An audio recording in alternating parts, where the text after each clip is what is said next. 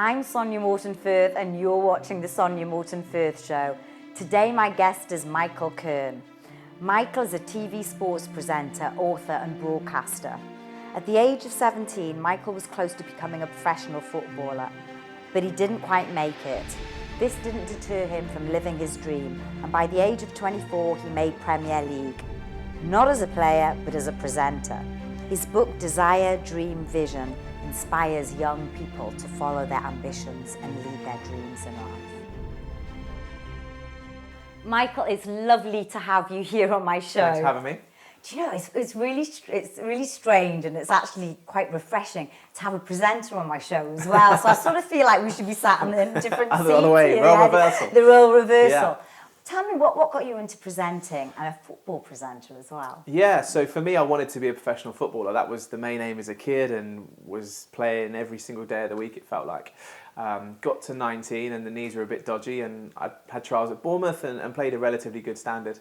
And kind of had a decision to make of, do I keep going and trying to achieve a professional footballer dream when I knew I wasn't going to play for England, I wasn't going to play for my beloved Southampton. I could have played League One, League Two, maybe Championship, but I was never going to reach the top. And I'm quite driven, so I kind of had a decision to make. Was at college in Winchester, doing business, media, performance and politics, and started doing the college radio station, the sports show, and found I kind of quite enjoyed it. And kind of just had a moment of, okay, well, maybe I can get to the Premier League another way. Can I talk my way there? And did that by the time I was 24. So, yeah, it was a bit of a natural progression of, okay, well, I'm not going to make it as a player. And I guess at that point, some people will give up and kind of find something else to do. But I really wanted to make it and was determined to find a way into the industry. So kind of got talking, and there I was. So you literally talked your way onto the field. Pretty much, no, massively, yeah. But how did it make you feel? Because I mean, it's two very different skill sets, I guess. One, you're there playing and you're involved with the players, and the other is you're there, which, you know, hats off to you. I mean, that's a great way of sort of turning the whole scenario around. But you're still there, but you're presenting. Yeah, massively. And did that make did you still feel like you'd achieved what you wanted to achieve? Completely, yeah. You know, stood pitch side and in a tunnel, and you know, being there as the players are walking out. You know, it's such a privileged position to be in. You know, I'd never take any moment for granted. I always, every time I'm in a tunnel or pitch side, I always appreciate that could be the last time I ever do it. So I always take it in and kind of think, wow, how many people would love to be stood here right now? And I think that's the joy of the time we're living in right now. It doesn't matter if you can't make it as an athlete right now. There are so many other jobs and roles around that sport that you can do, and it's the same with any industry, really. You know, if there's always another option. We're very lucky in 2020 that there are these options on the table, whereas 15, 20, 30 years ago there wasn't. It was a kind of, this is what you do. You go to school. If you didn't make it as a sportsman, Absolutely. You went and did a 9 to 5. Whereas now there's so much opportunity that you can turn your hobby into a profession and an income stream. So, but I just love the way you actually flip that on its head, Yeah. because you could have gone down the politics route, as you said, or gone down this route in university, but instead you had a vision and you made it happen. Was there any sort of ways that you think that going down this route has benefited you, rather than going down the sort of playing football route? I think for me, growing up, I kind of did a little bit of everything. So, you know, with the studies at college, and I was doing amateur dramatics and performing arts, and I kind of was doing quite a wide spectrum of things. So it was always things that gave me great enjoyment. And I think a big goal for me ever since I was young was just to wake up every day and love what you do. So yes, it kind of maybe seems, it maybe seems like a big flip from going to wanting to be a professional athlete to presenting it. But it was just another skill set that I'd been working hard on and trying to hone some skills on that. You know, I guess growing up as a kid, I was quite focused. So I was looking at being a professional footballer, but always kind of had in the back of my mind, because of the performing arts work I was doing, that, well, once the career finishes, I could maybe go into TV and be the next Gary Lineker. So it wasn't necessarily a massive career flip change. It was just kind of bringing forward the later stage of the playing career to achieve the goal of making the Premier League. And I can feel your energy. You've got loads of it, and it's fantastic. It's great. It's vibrational. What keeps you going? Because I mean, you've talked about so many different things, and we were talking earlier before the cameras got rolling about all these different things that you're doing. What keeps that motivation going, and your drive, your ambition? I think it's just every day just trying to create happiness. I think that's the most important thing. You know, sadly we saw, you know, the weekend just gone, you know, Caroline Flack sadly took her life, you know. And I think we live in a world where, you know, there's always a lot of criticism and people want to jump to put things down. And a big thing for me growing up has always just been to like live every day like it's your last. I lost my nan 4 years ago and she was relatively young still. And that just kind of taught me the lesson even more of like generating happiness. That's always been the aim. So if I'd never made it to the Premier League, I would have been a bit gutted. But the bigger aim has always been happiness. And I'm a big believer that everyone should have the same goal in life. Everyone's number one priority and goal in life should be to create happiness. Wake up every day, love what you do, generate happiness for your friends, your family, and share it. That should be everyone's goal in life. So for me, that's always what it's been. I got asked a question a little while ago in the summer, and it was about how do you deal with knockbacks and it was, low points, those low points. And it was really interesting because the question that was posed was where were you 5 years ago, and it was quite ironic that 5 years ago I was just signing my first Premier League contract to present it, and then 5 years down the line I'd just been told my contract wasn't getting renewed. And they were like, well, how do you deal with that? And I was like, well, the bigger picture is happiness every day. I've been blessed and had this amazing 5 years worth of experience. Yeah. I could deal with it negatively and moan, or I've been dropped, or didn't get a good enough explanation of why I haven't got it and be angry about it. Or go, well, okay, look, I've been blessed with an amazing opportunity. How do I now open the next door? And for me, it's all because the main goal is happiness. And I think that's the important thing, as I just said about in 2020, there's so many options that there's so many other things to do. It's easy to make money. Like if I had to, I'd go work in a pub tomorrow to generate income. Like it's generating money in 2020. There's always a way.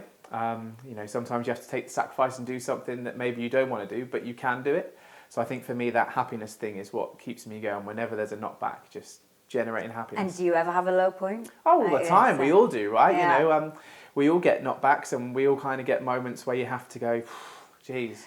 And do you think part of being in the press and the media, obviously you interview and you present sports, and we just talked about Caroline, but do you think there's a lot of pressure in that environment? Of course there is, that can bring people to, obviously to the point of taking your own life. Yeah.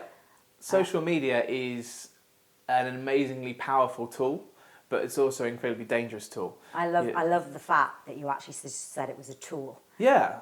Because I think a lot of people don't see it as a tool, do they? Yeah, people think it's their life. And look, don't get me wrong, you can make a career on Instagram, you can make a career on Twitter, and I think that's great, fair play.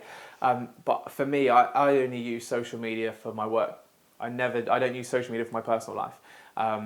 I use it as a tool to promote what I do and kind of share positive energy and try and inspire people. I think the big problem is with Twitter especially, you are given a voice which then becomes very loud. So you may have never met someone in your life before, but someone could watch this show right now and turn around and go, who the hell's this idiot? He hasn't got a clue what he's talking about. Could turn around and say, who's this presenter? They're absolutely awful. That's someone's opinion, and before you would maybe just say it to your mate down the pub or when you're having a kickabout or down the gym or with your friends, but now you can put it out there into the world, which then generates traction and people can directly see it. So all of a sudden it's not just someone watching on television in their front lounge going, oh, I'm not a fan of them. Now they go on social media and put it, and all of a sudden that person who's presenting can see that. And I think a lot of people lose sight of actually, how would you feel if someone came into your office right now and said, you're the worst person I've ever seen in accounts? Like, it would make you feel horrendous. Do you know what? It just reminds me of a programme I was watching last night, and it was about a girl who could actually read people's minds. She could hear their thoughts. Hear the voice. And it's a terrifying thing, actually. And I sort of thought this was a great power. But actually, do we actually want to hear people's thoughts? And I guess social media is a way of us hearing people's thoughts, that they're just putting it out there, right? Yeah, completely. And look, don't get me wrong. It's important to have constructive feedback. Because I'm not the world's best presenter. There are many more presenters out there, way more talented than me. And I look at those to inspire me and push me on. And you need that constructive critique.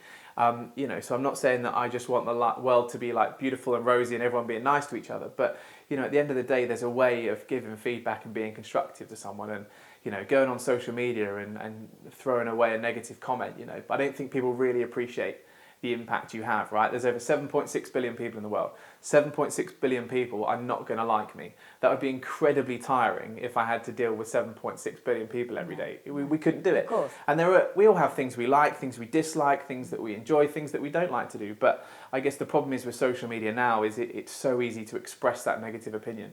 And it's great that we talk so much about mental health these days. I think some of the work that Prince William and Catherine are doing is amazing, raising the awareness on that, and the Premier League's been doing that this weekend, and it's becoming acceptable. Are you involved in that? Because I know you're involved in a lot of charity Yeah, work. so I'm an ambassador for a mental health charity called Dare to Express, which is all about taking people that are struggling out on adventures and just taking their mind off it, and also just being open to talk. I think it's amazing in 2020. There's still so much more work to do. But if you're struggling, just reach out. Same again. I love using the whole how many people in the world number there are. There's 7.6 billion people, more than that. It grows every single day. There is always someone out there who's going to listen to you and can be a non-judgmental shoulder to cry on. And I just think that's really important. And it's tough to deal with that, right? Because when you get a comment on social media, it comes straight into your inbox, straight on your phone.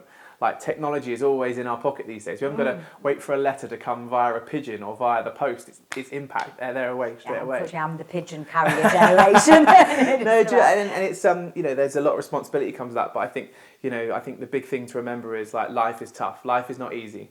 But let's all just try and, without it sounding cheesy and Americanized, let's spread the love. Just be a bit kinder to people. I think that's it's a tough word out there. I think that's it. When you just said kind, be kind. Yeah. That's quite a strong point. That really is. It's just spread a little bit of kindness. Yeah. That's all you need, and Massively. listen. But you're not just a presenter, and you don't just do charity. You've also written a book. Yeah. Tell me about the book. So I was really lucky ironically, I went back to my old school this year to do a presentation and do their end of year awards. It must have been about 6-7 years ago now. I went back to my old school and they said, look, can you do a talk on the secrets of success?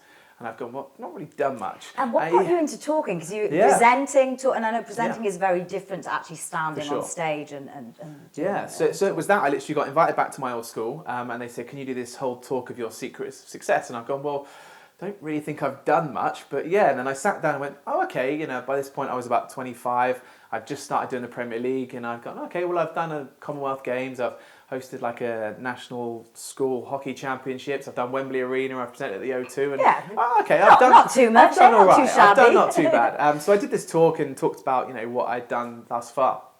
And they said, this is amazing. Can you come back and do it? And ever since I was a kid, I'd had this desire, dream, vision philosophy. Massive Muhammad Ali fan.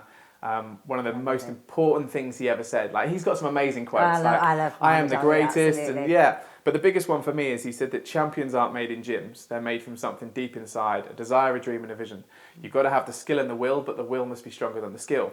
So I've had this Post-it note on my bathroom mirror. I've still got exactly the same Post-it note to this day. Put it up there when I was about 13. So I'd always been inspired by him, and just desire, dream, vision become my mantra. So I was like, okay, I could turn this talk into this, how have I achieved it? Well, I had a plan, and then there was fear and failure, and there was sacrifice, and there was opportunity, and all the different elements then came together, and this talk grew, and it became the Desire, Dream, Vision talk. Was doing it in the school. Teachers would come up to me and say, do you know what, this is incredible. I'm trying to buy a new house at the moment. This has totally made me reevaluate how I'm going to do it. And they said, you should write a book. And I went, oh, okay. So I sat down in the March of 2016 and kind of wrote the kind of framework out and kind of left it there for kind of 12 months and just kind of developed it and grew it. And then March last year, it finally got published, self-published it all by myself. We wrote to several publishers, well, more than several publishers. They loved the idea but didn't want to publish it. So I said, right, well, let's control it. Let's take control of it. And that's what we did. Came out, we did 500 limited first editions, and they're pretty much all gone. So we're going to do a second edition at some point this year, which is really cool. Fantastic. So yeah, it's amazing. And is there another book in you? Yeah, I think so. Regards to the motivational stuff, not just yet, but I think there will be for sure. Just working on a couple of other books at the moment, which is other people's stories, which is quite cool, and trying to niche down on their stories, which is quite cool. But yeah, no, I think so. It just takes time, and I'm still 30, so a little while to go. You've done, honestly, Michael, you've done so much, and like you say, you're only 30. You've got so many more years ahead of you. What do you owe, and I've touched on this before, but what do you owe your drive to? Because you've got an incredible amount of drive, and you've done They've done an awful lot for someone so young. So obviously that kind of happiness goal is massive at the top. But when I go into schools and colleges, I talk about like a 3-2-1 philosophy. So I have 1 goal, 2 motivators, and 3 inspirations. And I think it's the inspirations that kind of really keep me going. Who inspired you? So Muhammad Ali was the first one. Yeah. Second one was the 1976 FA Cup final. My Southampton side got there. I wasn't born, but my Southampton team got there. That was before Shearer made it. That was before Alan Shearer, yeah. I've got to mention Alan Shearer. So, they got to the FA Cup final. They were effectively what is now the Championship. Man United were in effectively the Premier League.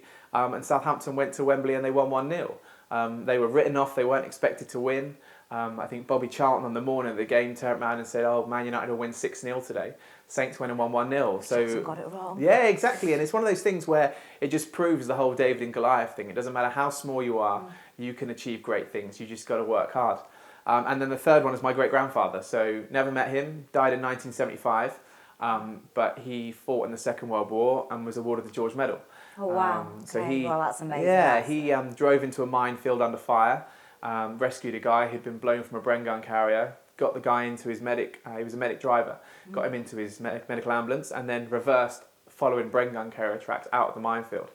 Got mentioned in dispatches, and went and met King George VI, got his medal, and my dad used to get it out every Armistice Day. I'm now the current custodian of it, which is amazing, which I absolutely love. I commissioned a portrait of him about 4 or 5 years ago, which I've got in my office. And he's my hero, and he reminds me every day that I have the freedom of choice. And I talk about it when I go into schools. I say, look, we live in a world right now, and maybe it doesn't seem peaceful, but I think officially it's the most peaceful time this world's ever been in. There's not millions and millions of civil wars happening around the world. There's still a lot of fighting going on, which hopefully one day won't happen anymore. But we have a choice. We're not getting drafted to go fight in a conflict. 1917 came out a few months back, and what a powerful film that was. We have that freedom of choice. They fought for our freedom because of people like my grandfather, my great-grandfather. We don't have to go and fight in a war every single day, and we've got the freedom of choice to express ourselves and follow the dream. So that is a kind of a massive inspiration for me. If I'm having a down day, which we all get, because everyone has peaks and troughs. I can't believe you actually have a down day. I mean, everyone does. I'm feeling very up just sitting with you. Yeah, everyone does, right? We all get those days where we wake up and we're like, as much as we love our job, we're like, oh, geez, today's going to be tough. But how do you reverse it? How do you change that or flip that switch? Look at the portrait of my granddad and appreciate how lucky I am. Again, think about what I'm about to do for the day. How blessed am I that I have a choice, that I'm going to go and do some exciting stuff. And I think just really appreciate the moment and where you are. And I think that lifts you. If you've got that freedom of choice to do something you love and you're very blessed to do it, I always think how many other people would give their right arm to be stood where I am right now or doing what I'm doing. So I'm hearing a lot of gratitude in what you're saying. Yeah. And I think, I've spoken to a lot of people, a lot of coaches as well, and they say gratitude is one of those, if you can feel gratitude, then you can't be depressed. It's one of those things, you're either grateful for something where you're feeling down and depressed, but you can't feel them both at the same time. Yeah, and the thing is, we all have ups and downs, right? And I think the gratitude thing is what kind of gets you through. A Formula One car doesn't run at top speed all the time. So the human body is exactly the same. We're going to have days where we're up and down.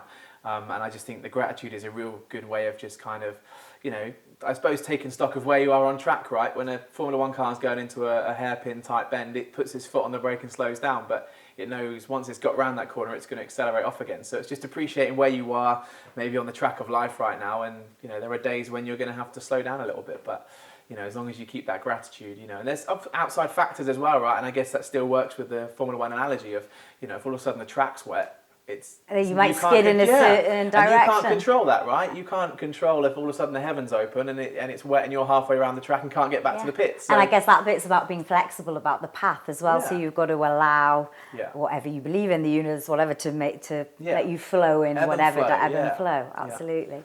Talking of ebb and flow and directions, what's the next direction you're going? I mean, you're a very successful presenter at the moment. But is it match of the day? Is that where you see yourself? Or? Who knows? I think a big thing for me, obviously with my great-grandfather, is that I want to leave an impact on this planet. When I leave this world, I want to have made an impact, whether that be to one person, 10 people, 1,000 people. What does impact mean to you? I just think to inspire people never to give up. There's this really cool quote that I've seen online, which is basically, one day I want you to look around and say, I didn't give up because of you. And I always think it's a little bit like a self-obsessed thing to post on my Twitter, but I just really want to inspire people just to be the best they can be. Not that, I met that Michael, he always changed my world. No, I just want to empower people to be the best they can be. So look, don't get me wrong, if someone turned around and said, Michael, here's a contract for Match Today, I'd bite their hand off. If someone said, Michael, we want you to be the new king of Saturday night television on ITV, I'd bite their hand off. But at the same point, I'm realistic. I appreciate there are lots of people trying to be TV presenters right now. Whether they're YouTube stars that are now like on Strictly Come Dancing, there's lots of the presenting world has changed massively. Yeah, because of technology has just made it open for everyone to get completely. out there. And there are challenges. So for me, I kind of don't look at it as a negative. I just kind of go, well, look, maybe I could one day be the best presenter there is, but I'm not going to get that gig if the producer that's making the decision doesn't really think I fit for the gig. Like you can't control that. It's about the fit, absolutely. And the personality, and and the energy. But you've got all of those things. You've got the personality, you've got the energy. The fit, I guess, depends on the program. Yeah, completely. So I think there's a limit to how much you can control with that. I can spend every day for an hour in front of the mirror practicing my technique and interview things. But I think the next step for me is just really trying to take control and get my hand on the rudder properly. So a few little projects I'm working on, a couple of new books, which is sharing the story of other people. So as a Southampton fan, I've really niched down on that. I live in Southampton still. I'm very lucky to work for the club on a match day and did their end of season awards last year. I'm very lucky to know a lot of ex-players. So I'm writing a book called Life of a Saint, where I'm interviewing 26 players. Any players that you can mention? So Matt Latiz, Francis Benali, we've spoken to already. We've got some other massive names in the pipeline as well. But it's nice because we're speaking to like those big names, but also like some of the cult heroes of like the 70s that fans will remember. So players like Bill Beanie, and the rest of the nation of the sport won't necessarily know who he is, but he played for Saints. Got dropped, and there was a massive newspaper article of Saints unlucky 13 players got dropped. A year later, he was out playing for the Washington Diplomats, playing against Pele. So we're hearing his story, and there's a guy called Dave Puckett who I interviewed a little while ago for another project, and he tells a great story about Alan Ball, and they've all got stories to tell and share. So we're going to put that into a book, which comes out in May. And £1 per book is going to go to the Saints Foundation to give money back into the local community. We're doing some limited edition artwork alongside it and live events. So I can control all three of those things. There's a revenue stream which will go back into the community and support the fan base, but there's an audience there, so I can control that. I'm not trying to generate an audience out of nothing. I'm not trying to get someone to give me a contract that likes me but maybe doesn't have a show for me right now. I can control that. I can go and book the Mayflower Theatre, 2,500 seats. Yeah. I can pick up the phone and speak to these guys and say, look, what are you doing an evening with? What's your fee? Get the tickets on sale, physically go and speak to the fans, make a connection. So I can control that. And then hopefully that's things that can lead on, that I can do the whole making an impact and changing people's lives. So. Do you think you'll always be in sports? Is that what's...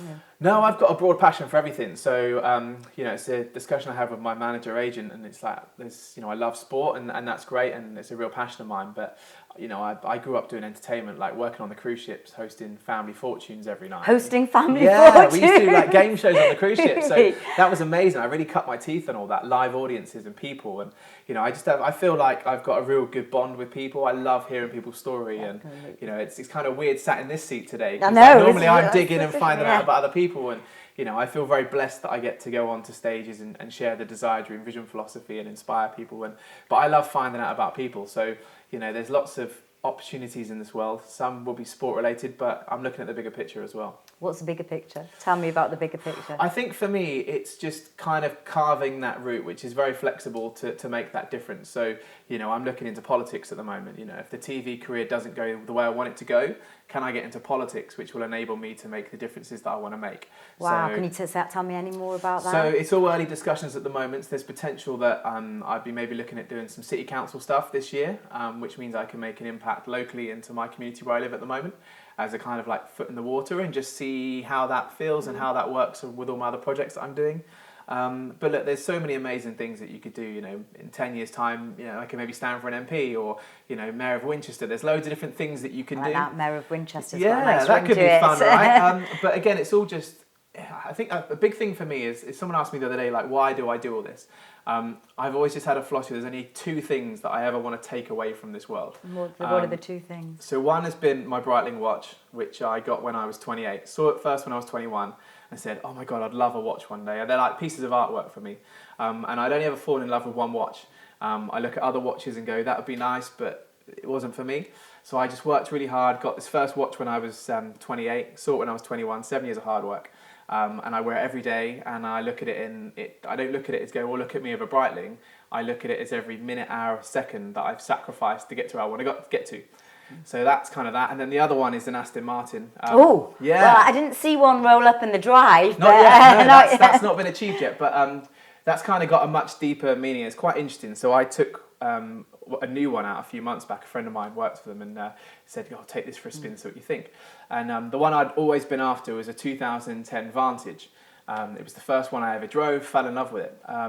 And for me, it's got more significance than just a sports car. So I took this new one out and I gave my mate the keys back and said, "It's lovely, but I don't want it. I still would love to get the 2010 version," which is good because it saves me a bit of money because they're not as expensive as the new but one. your friend was probably like, "What?" Yeah, and it just proved to me that it wasn't for any other purpose apart from it was for me. And I think that's a big thing with, because those are my two motivators that kind of keep me going, you know, with the 3-2-1 philosophy. It's for no one else apart from me. You know, I wish the watch was a G-Shock or something, or a Swatch watch. It would have been a lot cheaper. And, you know, the Aston, wish that was a Fiat 500. But there's sentimental things that have a purpose. You know, I did a project many years ago which didn't quite work out, and it got a little bit dark at times, and sticking on a James Bond movie and seeing him get an Aston Martin kind of helped me get through dark days. And I always promised to my nan I'd take her out in a sports car one day, and I said, "I'll get my Aston one day, nan." And when she passed away, it just drove me even more to achieve that. But You've got to get it. Yeah, but those are the only two things I want to take from life. Everything else is about giving back. So it's kind of, you know,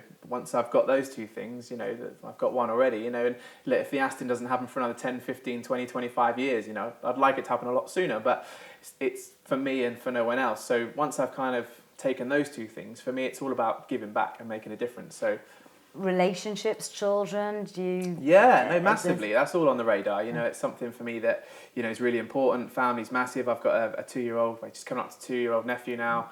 And he's cool, so he's a little ledge. It's nice having him in my life, and which is amazing. And kind of, he got his first Aston the day he was born. I got him a very inappropriate gift of one of those sitting plastic toy ones that are made mainly for 3-year-olds. Yeah, I bet his parents loved it. Yeah. My sister was like, "Michael, this is the most inappropriate gift ever," and I was like, "No, but he doesn't have to wait." I did that for my brother. I was like, "Look, get this. He doesn't have to wait till he's 30 like me to get his first Aston." And you know, and I got him a massive 12-foot trampoline for his first birthday. And my sister's like, "He can't even walk yet." So I'm enjoying being the crazy uncle that kind of just goes a little bit nuts. And I love spending time with him, which is really cool. So no, family's massive, and you know, that'll all come in time as well, and kind of along with everything else. I've absolutely loved having you on this show. Thanks for having me. I'll come to my final question. Okay. And I ask this of all my guests, and that is, if you were to write a message in a bottle for future generations to find, what would that message be? So I think it would be, whatever you want in life, if you want it bad enough, you can get it. You've just got to desire it, dream about it, and visualize it. That would be my big thing. You can make it happen. Wow. Michael, thank you so much. It's been fantastic having you on. Hope you enjoyed the show. Remember, there's a new interview out every Monday, so hit subscribe and like, and you'll get it straight into your inbox.